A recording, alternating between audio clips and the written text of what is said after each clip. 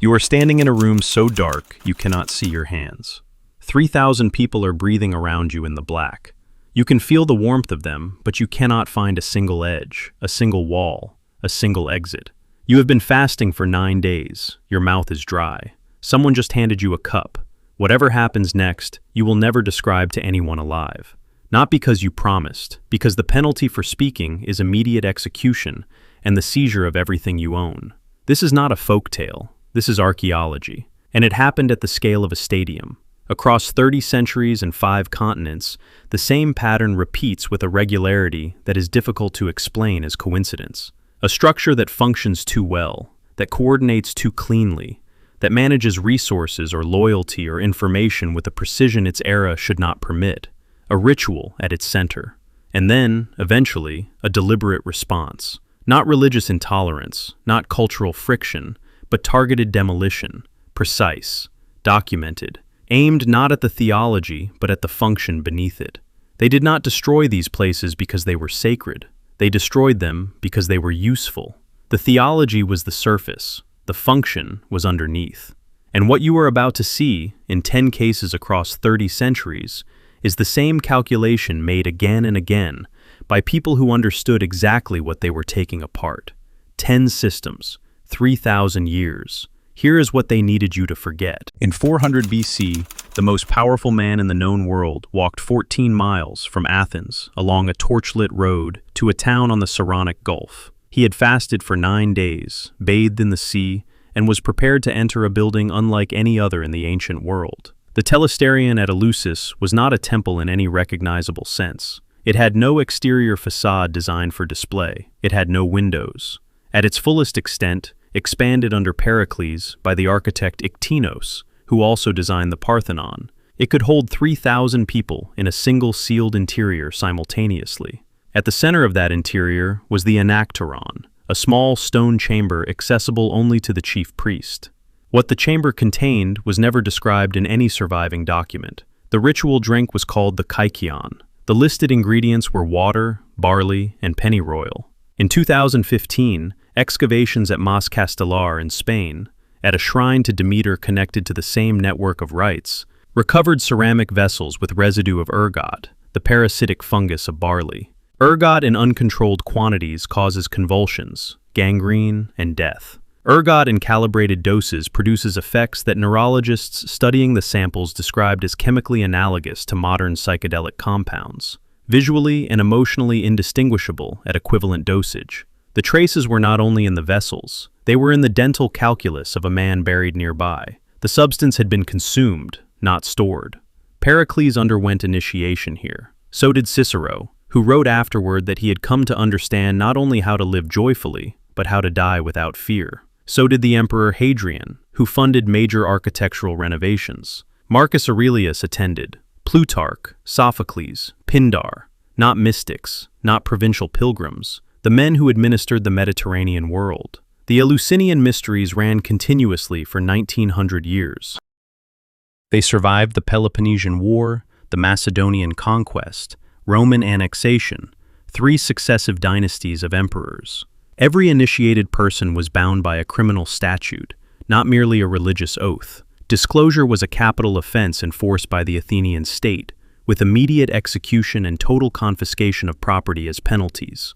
In 1900 years of documented history, the secret did not leak. Now count the people.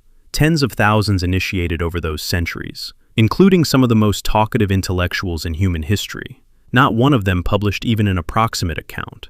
When Emperor Theodosius I banned pagan rites in 392 CE, his edict contained a specific provision for Eleusis.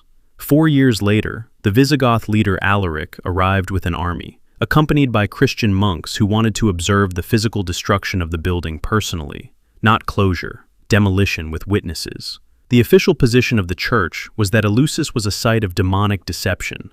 The unofficial position was something else.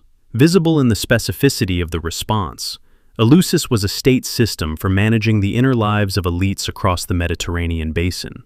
It ran on a standardized chemical protocol, protected by criminal law, 2,000 years ahead of any therapeutic framework that could contest it. Officially, it was a religious ceremony. Officially, the drink was barley water. Officially, no one ever said what they saw. Officially. Not every structure of knowledge control worked through chemical experience. Some worked through bureaucracy, and one of the oldest worked through the deliberate, calculated restriction of who got to know what, and when, and under what conditions. In 1894, a young French microbiologist named Alexander Yersin arrived in Madras, India. He was investigating plague outbreaks for the Pasteur Institute. What happened in the following months was, by 19th century medical standards, improbably efficient. He identified the plague bacillus, developed an effective antitoxin, and implemented treatment protocols that interrupted epidemic chains across the subcontinent. The timeline compressed decades of expected research into months. British intelligence in India noted the speed of his work, not with gratitude, with questions. Around 270 BCE, the Emperor Ashoka of the Maurya dynasty watched 250,000 people die at the Battle of Kalinga. He had ordered the campaign. He stood and watched. What changed in him afterward is recorded in his own words, carved into stone pillars still standing across India. He renounced warfare, built hospitals, planted shade trees along roads, and spent the remainder of his reign constructing what he called the infrastructure of compassion. But Ashoka also did something that is not on the pillars. British officer Talbot Mundy, drawing on files from the Colonial Intelligence Service in the 1890s, files never fully released to the public, documented a council established by Ashoka consisting of 9 members. Each member held one book, 9 books in total, continuously updated across generations, each covering a domain of knowledge deemed too dangerous for unmediated public access. The list: the science of propaganda and mass psychology, the physiology of targeted killing through precise physical pressure, microbiology, the conversion of base materials, long-range communication, the manipulation of gravity, cosmogony, light and its properties, and the sociology of how societies collapse and recover. The council was not a library, it was a filter. Knowledge would be preserved, but released only when the receiving civilization had demonstrated it could absorb the information without immediately using it to destroy itself. Mundy published his findings in 1923, citing intelligence archives. Several of those archives remain classified. The Sanskrit manuscript known as the Amsu Bodhini, referenced in multiple ancient commentaries, describes manipulation of electromagnetic fields and methods of solar energy absorption. The physicist Jagadish Chandra Bose demonstrated radio wave transmission in Calcutta in 1895, 1 year before Guglielmo Marconi. Chandrasekhara Venkata Raman won the Nobel Prize in Physics in 1930 for an optical scattering phenomenon now called the Raman effect. Both men were Indian. Both had contact with ancient manuscript traditions that Western academia classified exclusively as religious texts. The timeline keeps producing the same discomfort. The questions that follow from these dates have not been asked with any particular urgency by the institutions most capable of answering them. Yersin returned to France. His antitoxin entered standard medical practice. The archives Mundy cited were reclassified. Whatever the Colonial Intelligence Service found in those files, it was not considered information the public needed to have. What would it mean for Ashoka's system to have actually worked? Knowledge is not suppressed, it is rationed. The decision about what century receives which discovery was made by 9 people whose names we do not know, in a room we cannot locate. Under instructions from an emperor who watched a war and concluded that the problem was not violence. The problem was information moving too fast through societies not yet built to hold it. The most sophisticated act of governance in the ancient world was not a building, not an army, not a law. It was an edit. Diego de Landa was not, by the standards of his time, an unusual man. He was a Franciscan friar who believed genuinely and completely in the salvation he was offering. On the 12th of July, 1562, in the town of Mani on the Yucatan Peninsula, he gathered the sacred library of the Maya into a public square and set it on fire. 27 manuscript scrolls, 5,000 ceramic figures, the work of generations of specialists in astronomy, agriculture, medicine, and calendar science, gone before the afternoon ended. He later wrote that the books contained nothing but superstition and the devil's deceptions.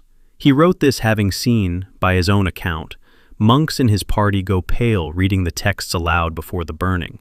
He wrote it having watched indigenous scholars weep in the square. He wrote it knowing that the screaming he heard was partly grief and partly something harder to categorize. The Dresden Codex survived the burnings. It is now in Germany. It contains astronomical tables calculating the synodic period of Venus, the time it takes Venus to return to the same position relative to Earth and Sun, with an error of approximately 14 seconds per year. This was achieved without telescopes, without calculus, without mechanical clocks of any kind, using only naked eye observation, compounded and refined over centuries of systematic record-keeping.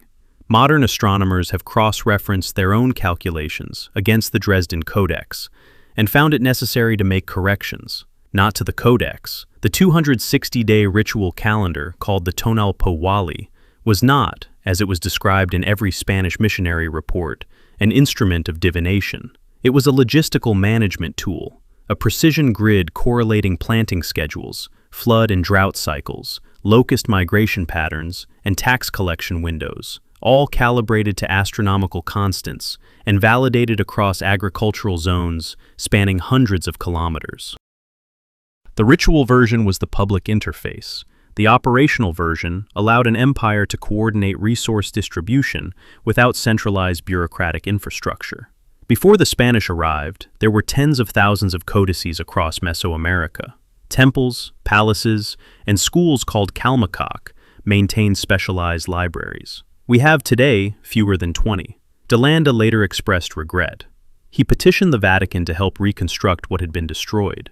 He produced his own account of Maya culture, the Relación de las Cosas de Yucatán, which became one of the primary sources for eventually decoding the surviving glyphs. He burned the library. Then he became the library. 70,000 volumes. That number is too large to treat as a footnote, not a collection of private notes, a professional archive, the accumulated technical memory of a civilization that had spent 2,000 years refining its understanding of how the sky moves, and how the land feeds, and how the two are related. Burned in a provincial town before lunch, by a man who meant well, because the precision in those books made the people who held it impossible to govern by someone who didn't understand it. The monks who described the content as exceeding human reason were not being rhetorical. They were describing what it feels like to encounter a precision you cannot explain. Whatever was in the other 69,980 books, the medical texts, the engineering manuals, the biological records of 2 millennia of systematic observation, we will never know. Someone made a deliberate decision on a specific afternoon that the future did not get to have them. I follow a lot of cold trails on this channel. Documents sealed, excavations quietly closed, patents that somehow lapsed. But this trail did not go cold. Someone lit it on fire. And the thing about burning a record is that it tells you, with absolute clarity, how afraid someone was of what it contained. Leave the ashes of Mesoamerica. We are going underground, into something that was not destroyed but buried, specifically and deliberately, under the foundations of the civilization that replaced it, under the Basilica of San Clemente in Rome, beneath the 12th century church, beneath the 4th century church built on top of it, there is a cave. The cave is less than 3 meters wide. It contains an altar depicting a man killing a bull.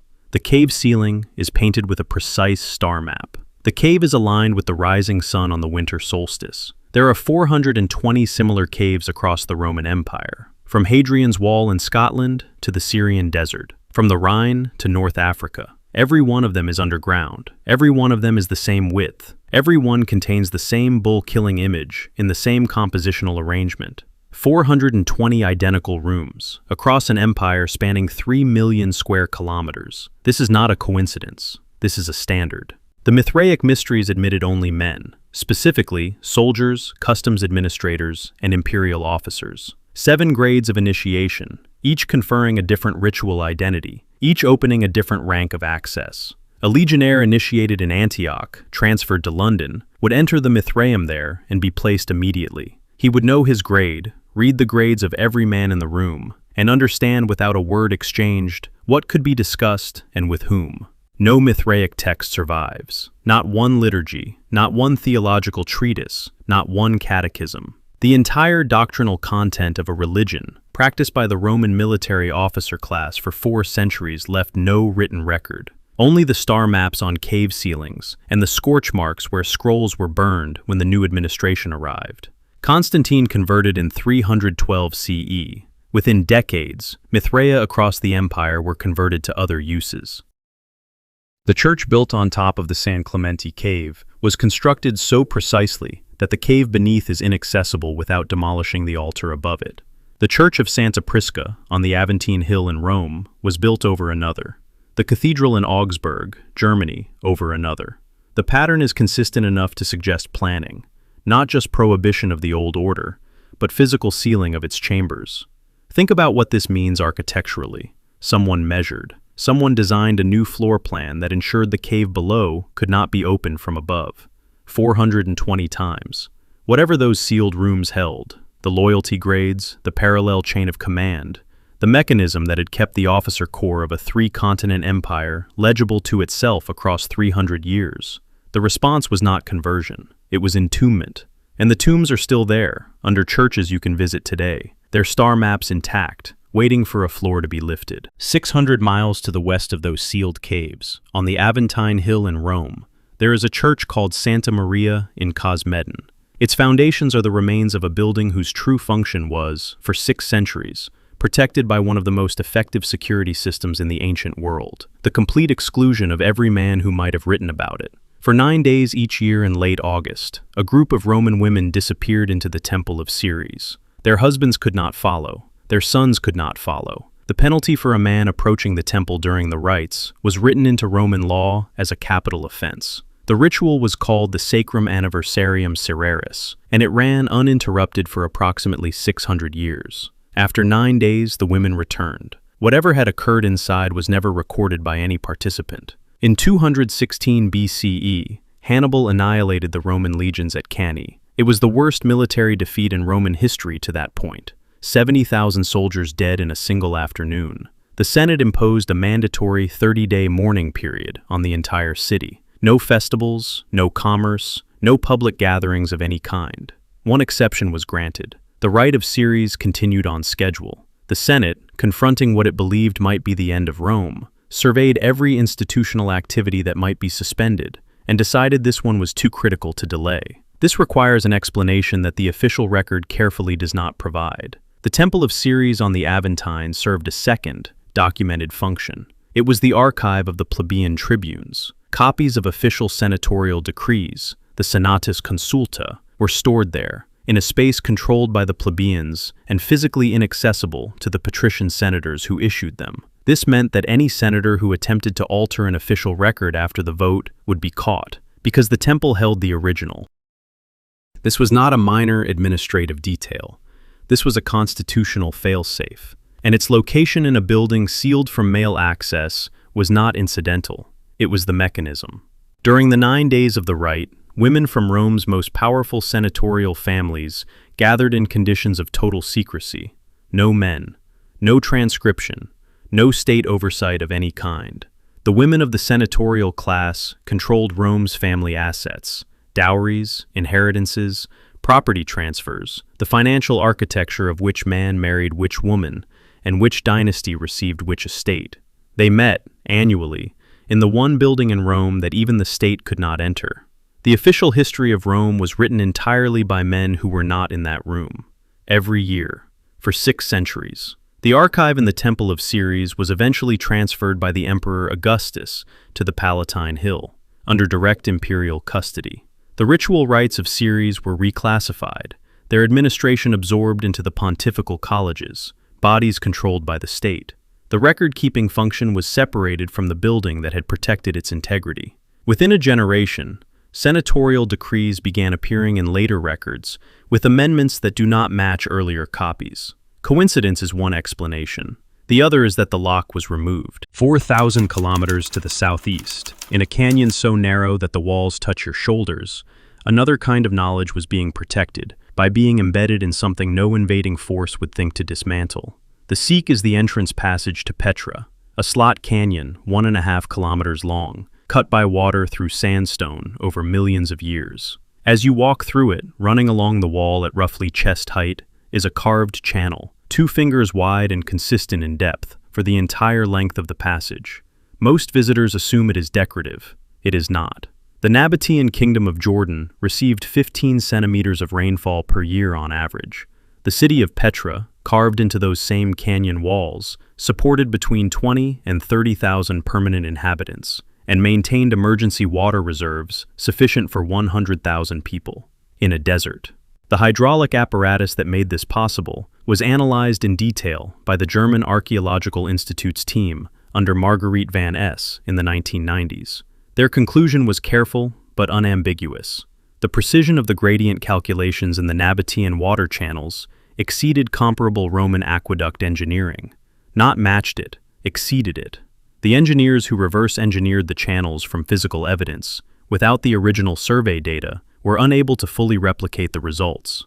Scattered through Petra's religious sites are carved stone blocks with stylized eye patterns, positioned at regular intervals along the water distribution grid. These were catalogued for decades as religious icons. Analysis published in the Journal of Archaeological Science in 2012 identified them as survey markers, geodetic reference points for maintaining channel gradients and monitoring flow rates. The annual procession of the cult of Dushara, Petra's primary deity, moved through the Sikh in a specific order, visiting specific sites, stopping at specific intervals. The priests who led these processions walked the entire water distribution grid every year. They stopped at every survey marker. They examined every channel junction. The ritual was the maintenance schedule. The priests were the engineering corps. In 106 CE, the Roman Emperor Trajan annexed the Nabatean kingdom. His sources describe this as a peaceful administrative transition. His first act afterward was to ban the cult of Dushara.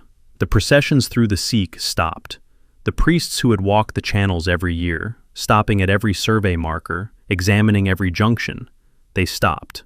Within a generation, the gradients began to silt. Within a century, the cisterns cracked. Within 2 centuries, Petra's population had collapsed entirely. Rome had inherited the stone. It had broken the ritual that kept the stone working. The modern city of Wadi Musa sits in the same watershed. It has chronic water supply problems despite electric pumps and concrete infrastructure. What the Nabateans maintained with carved channels and religious processions 2,000 years ago has not been equaled since. Travel south from Jordan, down the length of the Red Sea, across the Ethiopian highlands, and into the basin of the Upper Nile. The year is 1928. A Royal Air Force squadron has been dispatched to an area of southern Sudan that British military intelligence has classified as dangerously unstable. The target is a clay pyramid, the Pyramid of Ngundeng, built by the newer prophet Ngundeng Bong in the 1880s, was approximately 9 meters tall. Constructed from earth, ash, and the bones and weapons of enemies, it served as the physical center of the newer prophetic system. Prophets communicated with the spirit of the sky from its summit. Major ritual cycles were coordinated from its base.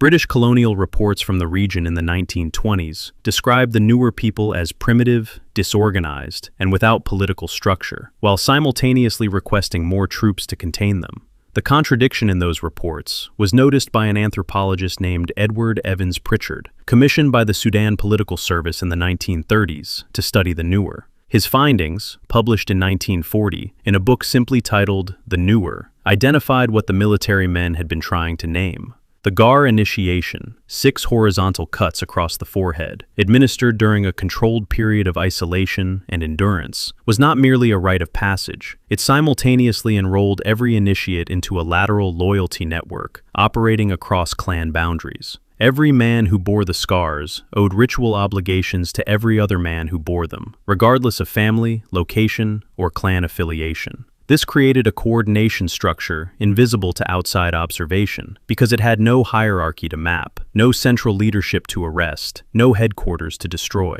The obligation activated through ceremony and through the mutual recognition of shared physical marks. The British response, documented in Foreign Office files from the period, was systematic. Bomb the pyramid in 1928, prohibit the initiation ceremonies under penalty of imprisonment, arrest the prophets, classify the ethnographic research as sensitive material dangerous to regional stability. The RAF report on the bombing of Ngundeng's pyramid concluded that the structure was destroyed. Resistance in the region continued for another decade. Destroying the building did not break the web of those obligations, because the web did not live in the building. It lived in the scars, in the duties, in the annual ceremonies that reminded every initiated man that he was part of something larger than his clan, something that could not be located on a map or eliminated by a specific act of violence. This is the case that breaks the pattern open. Eleusis, Petra, the Mithraeum, each of those had a physical center that could be located on a map and attacked directly. The Newer had distributed theirs across every adult male body in the region. No headquarters, no archive, no single point of failure. The British Empire, with all its resources, needed 20 years and an air force to interrupt it. And even then, what they interrupted was not the loyalty, just the pyramid. You don't bomb a clay structure built by people you consider primitive unless you have become aware of exactly what that structure is for. The same recognition, expressed through different means and a different political culture, occurred in Rome in 186 BCE. In a single night, over 7,000 people were detained across Rome and the allied cities of Italy. More than half were executed before sunrise. Every meeting place connected to the accused was demolished within 10 days. A bronze tablet, the Senatus Consultum de Bacchanalibus, was cast and distributed to every allied city in the peninsula, making it a capital crime for 5 or more people to assemble without explicit state authorization. The official account, written by the historian Titus Livy, approximately 150 years after the event, described the Bacchic movement as a factory of sexual depravity. He wrote detailed, colorful descriptions of orgies and ritual crime that have ensured his version of events has been the one taught in every classical curriculum since. Livy was writing propaganda. The bronze tablet at Tiriolo, which exists and can be examined in Vienna, does not primarily discuss sexual conduct. It discusses communia pecunia, common money, shared treasury. It discusses the authority of unauthorized magistry, officers whose power over members derived from the right rather than from Roman law. It discusses the binding force of sacramental oaths that exceeded the authority of civil contracts.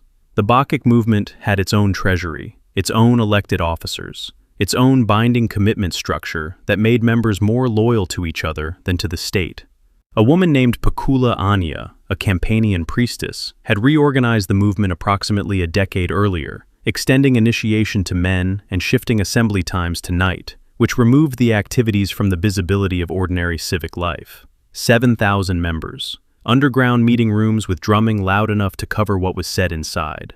Officers whose authority over initiates ran deeper than Roman citizenship. A common fund whose scale the Senate was unable to audit. The Senate discovered all of this. The bronze tablet was not cast to suppress a religion. It was cast to document the seizure of a treasury, the dissolution of an officer corps, and the revocation of an oath structure that had made 7,000 people more answerable to each other than to Rome.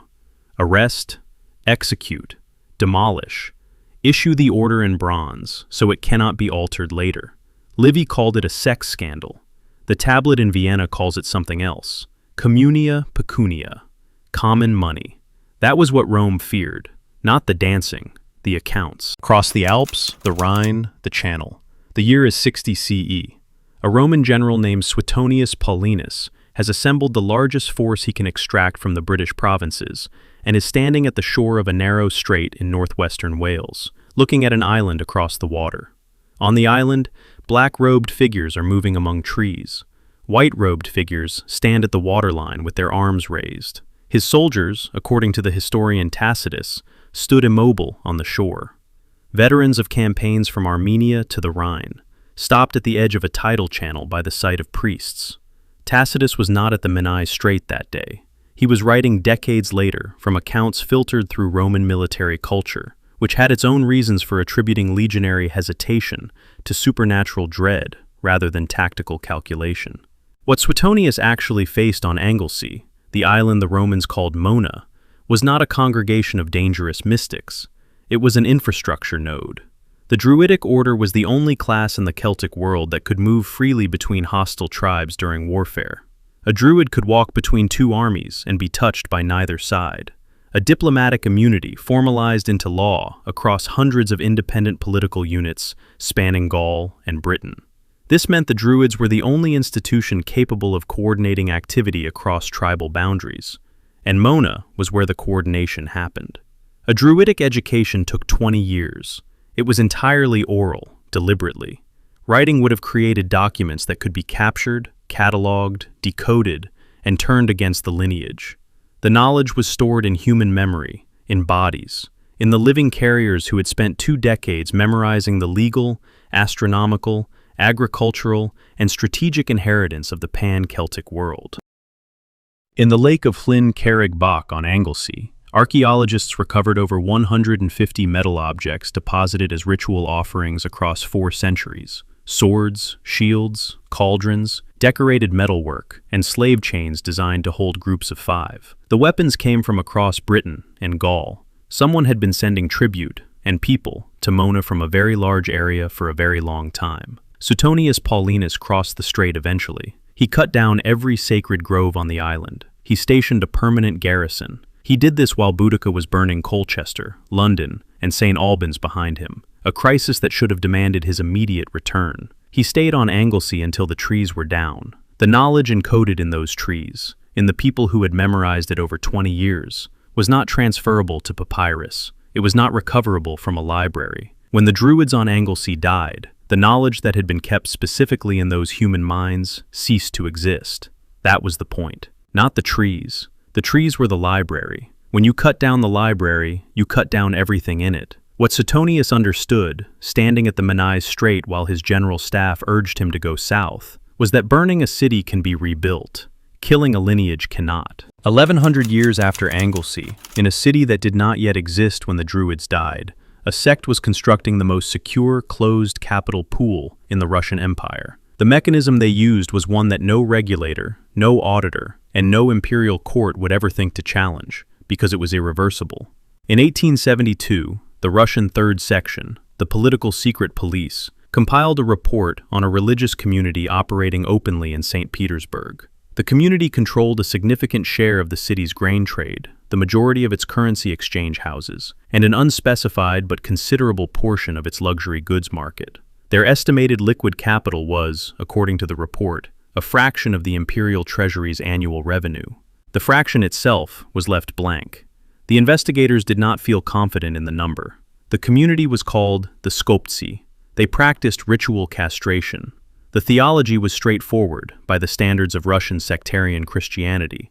Sexual desire was the root of earthly corruption. Physical purity required its complete elimination, and salvation was available only to those who had submitted to what they called the baptism of fire. Men underwent castration. Women underwent mastectomy. The procedure was performed at initiation.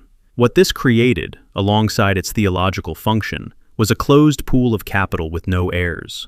With no children, no inheritance obligations, no family dynasties competing for succession, every ruble earned by a Skoptsi member remained inside the community in perpetuity. Their fleet of cells, they called each cell a ship, stretched across the empire from St. Petersburg to Siberia to Romania. Capital moved between ships through arrangements that resembled modern correspondent banking. The leadership positions, the kormchi, or helmsman, passed by demonstrated merit rather than lineage, because lineage did not exist. Earnings accumulated at the top of the fleet, without the dilution that inheritance normally causes. The founder, Kondraty Selivanov, claimed to be simultaneously the Emperor Peter III and the returned Christ.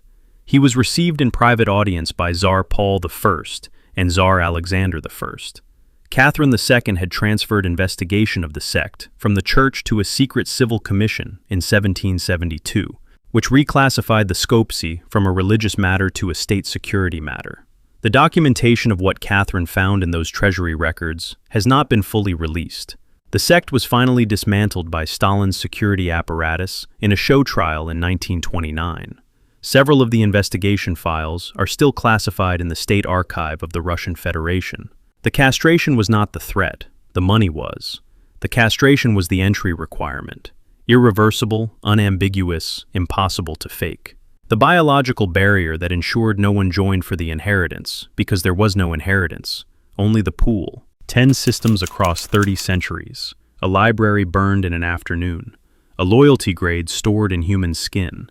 A water cult, whose processions were also inspections. A women's archive, protected by a law that kept men out for 6 centuries, until a different law removed the lock.